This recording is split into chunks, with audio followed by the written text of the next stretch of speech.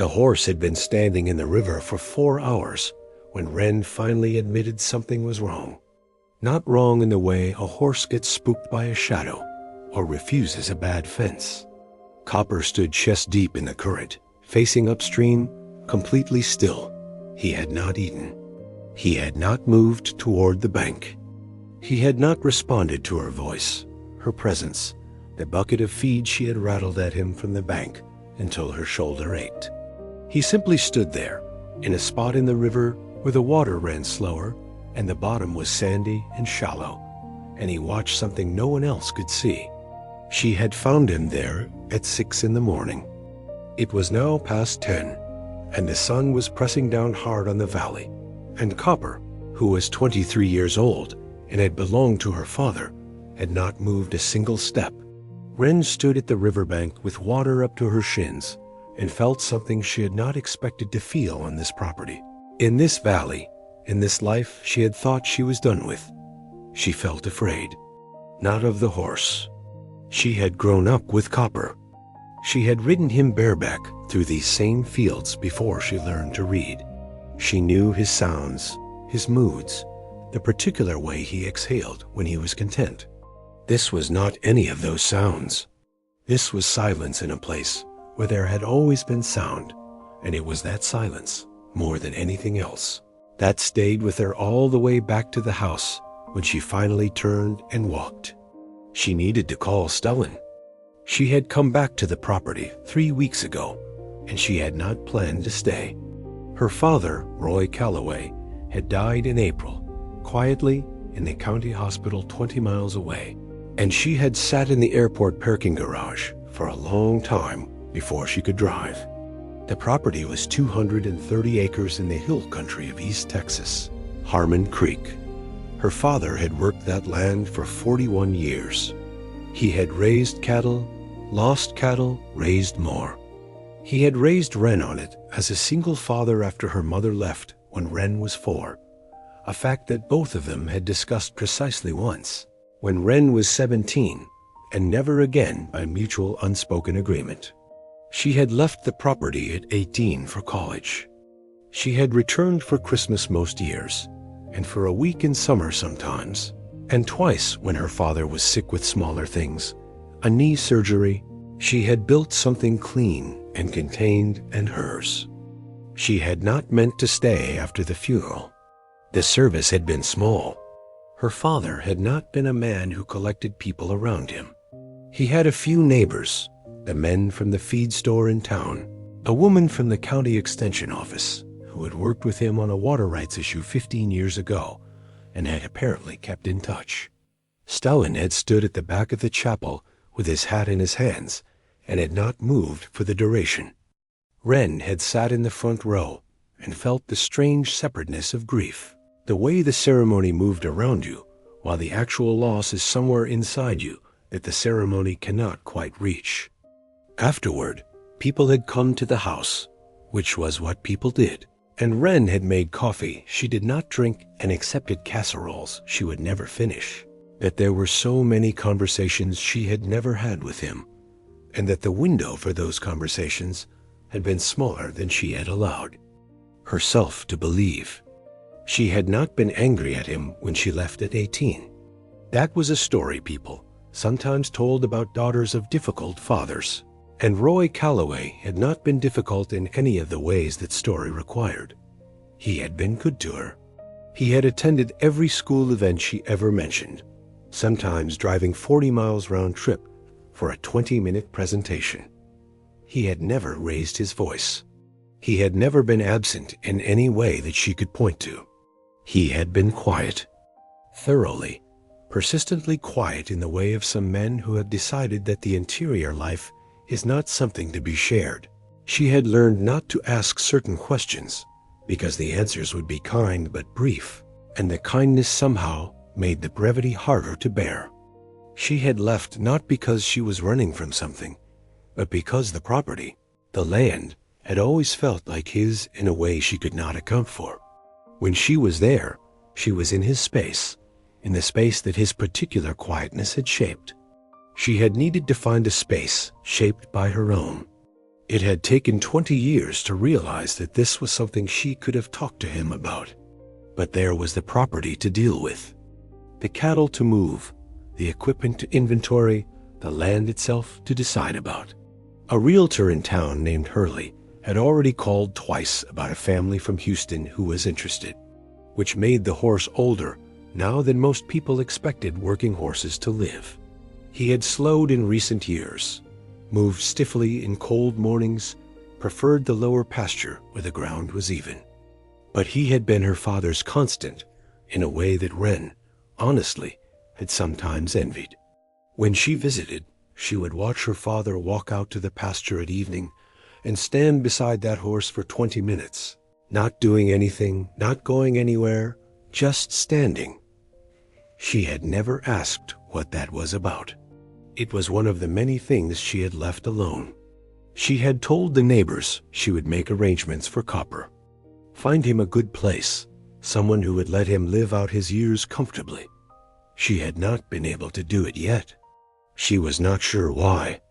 She called Stellan Pruitt from the kitchen, watching through the window toward the river. She could not see Copper from here.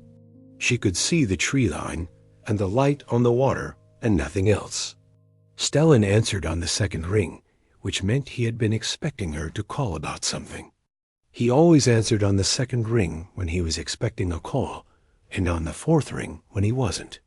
Wren had known this about him since she was 10 years old. She explained what she was seeing. Stellan was quiet for a moment. He did not say that it was strange or that she was worrying over nothing. He was 64 years old and had worked cattle land in this county his whole life, and he had enough respect for animals that he did not dismiss things easily. That, more than anything, was what made her feel the cold in her neck again. He carried a long wooden walking stick he used for uneven ground, not because he needed it, but because it gave his hand something to do when he was thinking. He stood on the bank and looked at Copper for a long time. Copper had not moved. From this angle, you could see the gray coming in around his muzzle that had not been there 5 years ago, and his ribs showed slightly in the way of very old horses who have outlasted the easy years.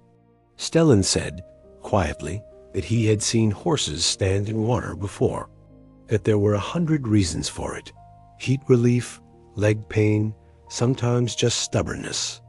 Then he said, "But not like this." Wren asked him what he meant. He pointed at the horse's ears. They were not moving. Wren looked at the water. They waded in.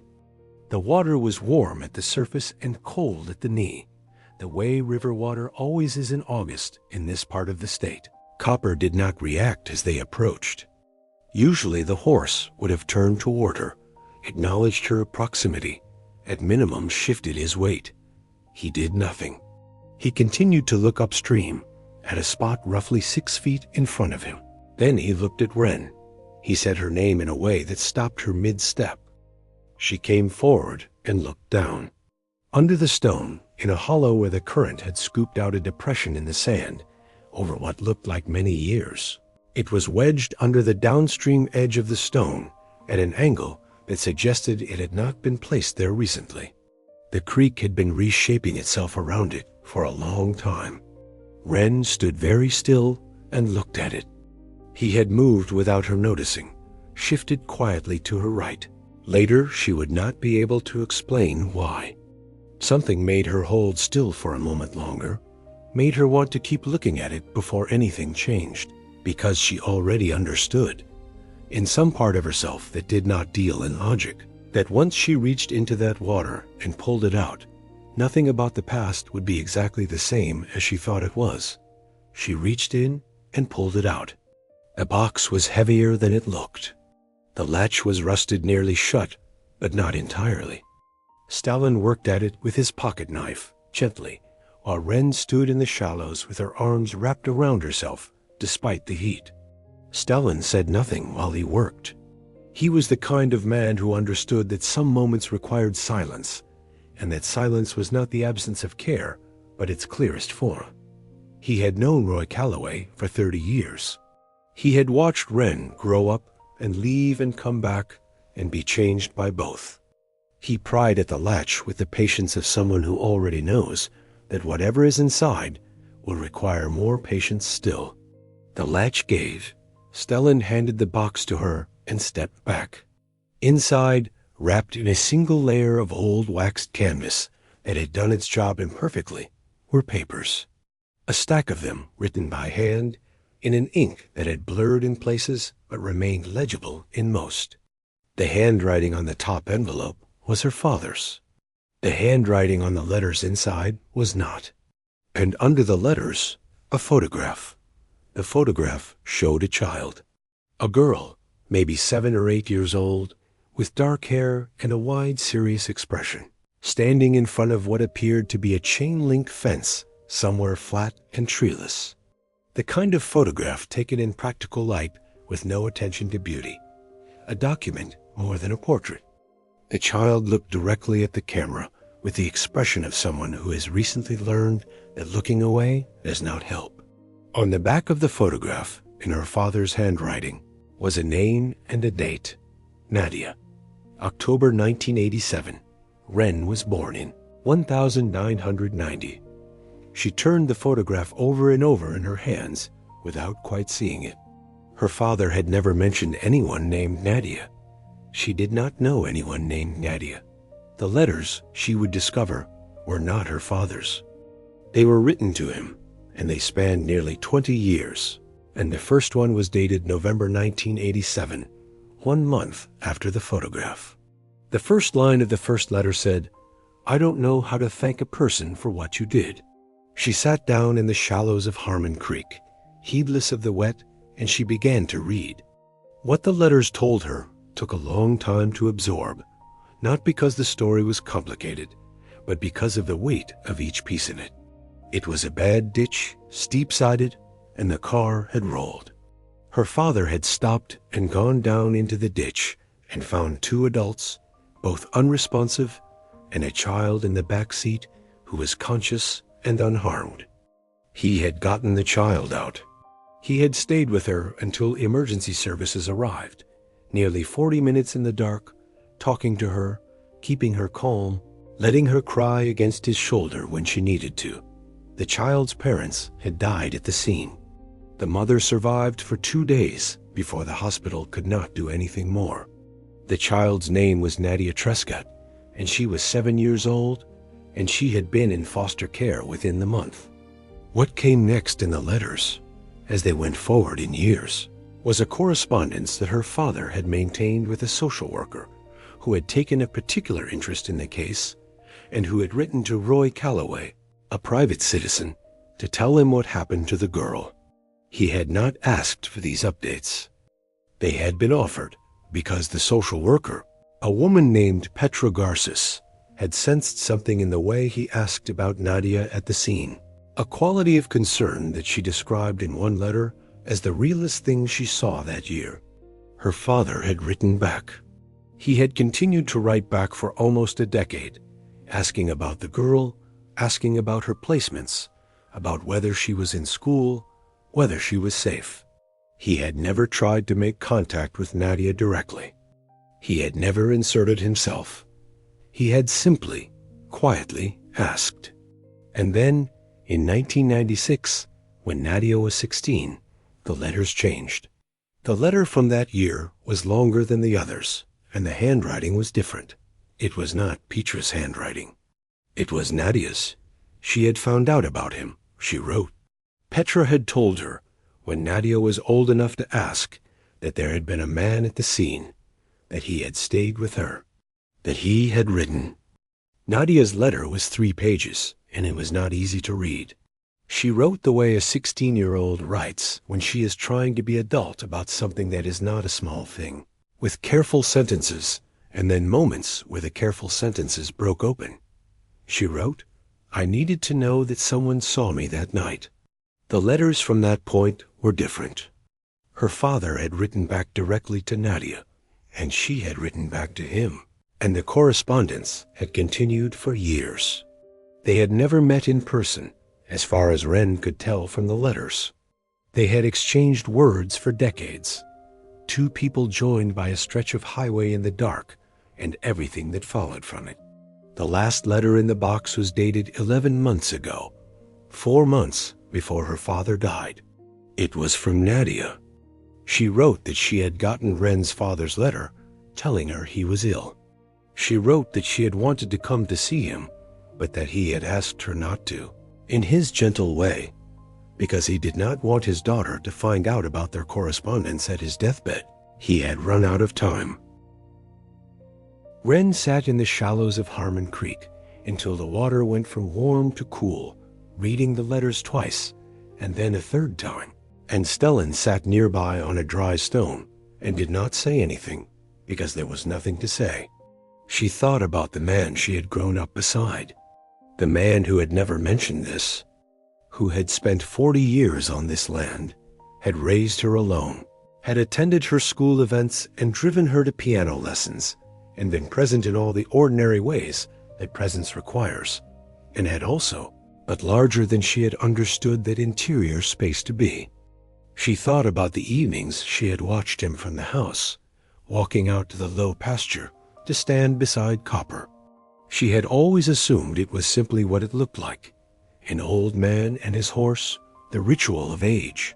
She understood now that it might have been something else, that he had come to the river too, in his own way, to the spot where the box was, to the place where he kept this thing he could not figure out how to say. She wondered how many times Copper had watched him do it. She wondered, with a feeling that was not quite grief and not quite wonder, but something between them, whether the horse had understood more than anyone had given him credit for. Copper stood beside her the entire time. He did not move until she stood up. It took her 3 days to find Nadia Truscott. She did not try immediately. She needed a day first, maybe 2, to sit with what she now knew before she could think clearly about what to do with it. The letters on the kitchen table, and she made coffee, and she sat with them spread out in front of her, the portion she had not been given. She was not angry.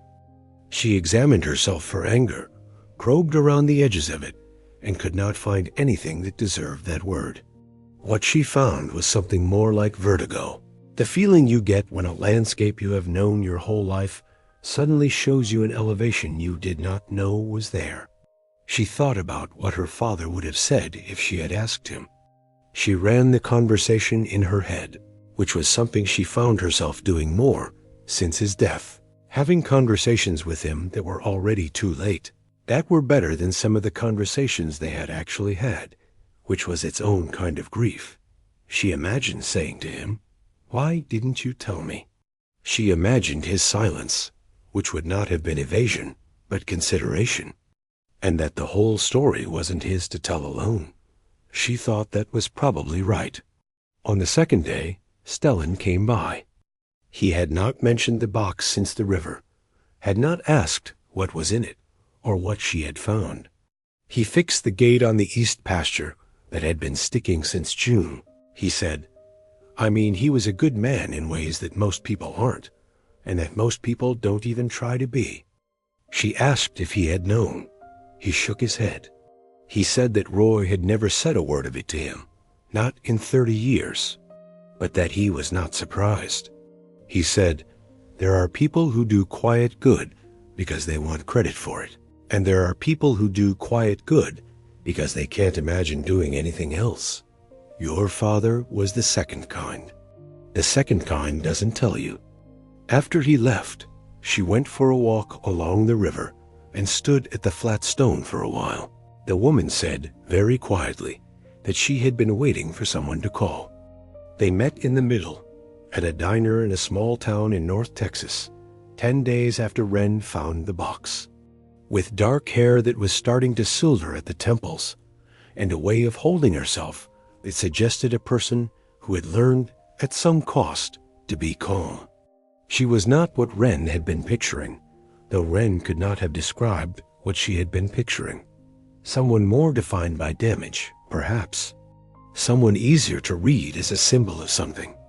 Nadia was not a symbol.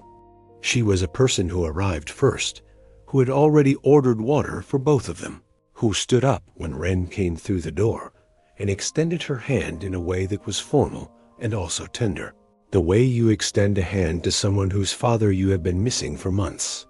She had driven 3 hours. Wren had driven 2. They sat across a formica table with coffee. Neither of them touched for the first 20 minutes, and Nadia told her the story from her side. What she remembered of the night on the highway. She said that she remembered almost nothing of the accident itself, only the after, the cold grass, the sounds she could not yet understand. She remembered a voice before she saw a face, someone saying her name, someone who knew her name from the registration in the car probably, but who said it not like a number to be filed, but like a person to be found. She said that she had spent her whole life in the category of people who were unrooted. She said, "I need you to know that he changed my life." Not by fixing everything, nothing was fixable, but by being the kind of person he was. Wren asked what she meant. Nadia looked at the table for a moment and then looked up. She said, "I was a foster child for 9 years.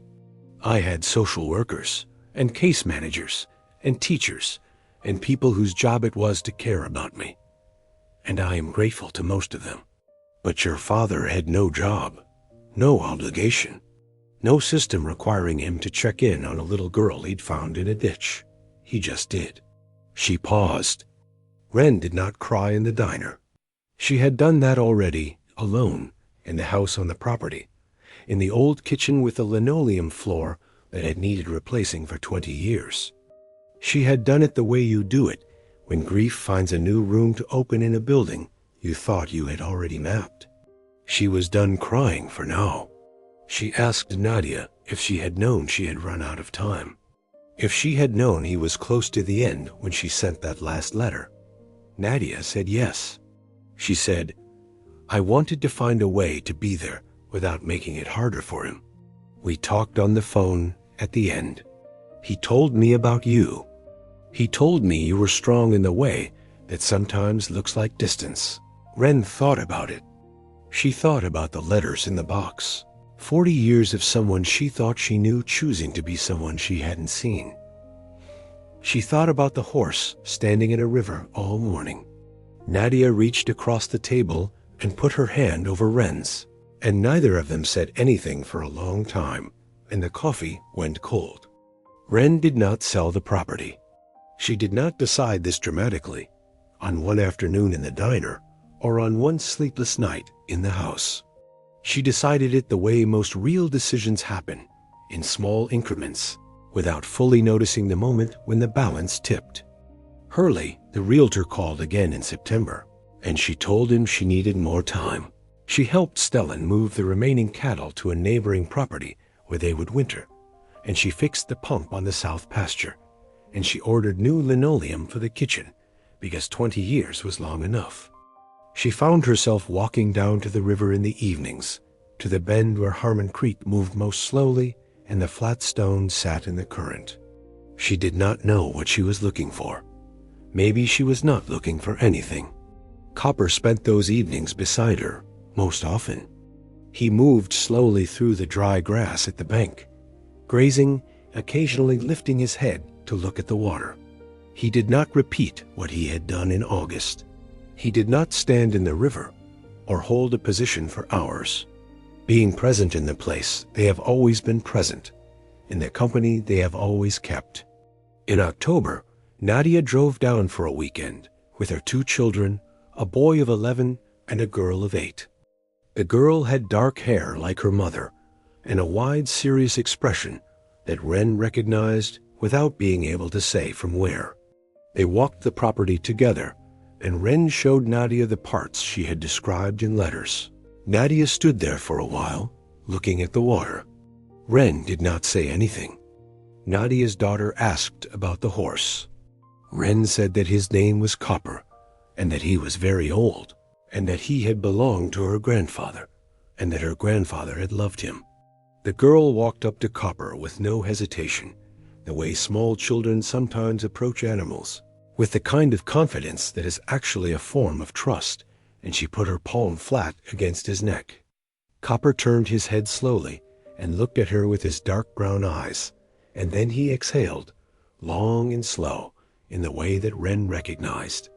She stood very still in the autumn light, beside the river her father had walked beside for 41 years, and she understood something that she did not yet have words for, about what it means to love someone in the way that does not require them to love you back in order to count, about what it means to stay on a cold highway in the dark for no reason that any job description would require, about what the world contains that we fail to see until something forces us to stand still and look. Nadia put her arm around Wren's shoulder. Wren let her. They stood there while the children ran along the bank, and Copper watched the water with his slow, ancient patience, and the light on Harmon Creek did what light does in October in East Texas, which is to turn everything golden and temporary and unbearably worth keeping. 3 weeks later, going through her father's room for the last time before she changed it, Wren found something she had missed in the first pass. It was on the shelf above the closet, in a shoebox she had assumed held old receipts and tax documents, which it did, but under those documents, at the bottom of the box, there was an envelope. It was addressed to her, her father's handwriting, her name. That was all. She sat down on the edge of the bed and opened it. Every time I find a reason to wait a little longer. I am writing this down so that if I run out of chances to say it in person, you will know it was real, and it was mine, and I wanted you to have it. He wrote about Nadia, brief, plain, the facts as he knew them. And that being the person who is there has always seemed to him like the most basic thing a human being can do for another. But because you didn't know how to love it without me, they're to love it with you. And I think when I'm gone, you'll figure out that the land doesn't need me to stand on it with you. It just needs you. He wrote, Copper knows where the box is. I'm not entirely sure how, but he does. He has been down to that spot every evening for months. The last line was short. It was the kind of line her father would write, the kind that did not announce itself as the important line, that sat at the end of a page quietly, the way he had always sat at the end of the day, not requiring anything. He wrote, I'm glad I was the one who stopped that night. Wren sat with the letter in her hands for a long time. Outside, across the low field, in the last of the October light, she could see Copper standing at the edge of the water. He was not watching anything. He was just standing where he had always stood, as if the river had always been the kind of place where standing was enough.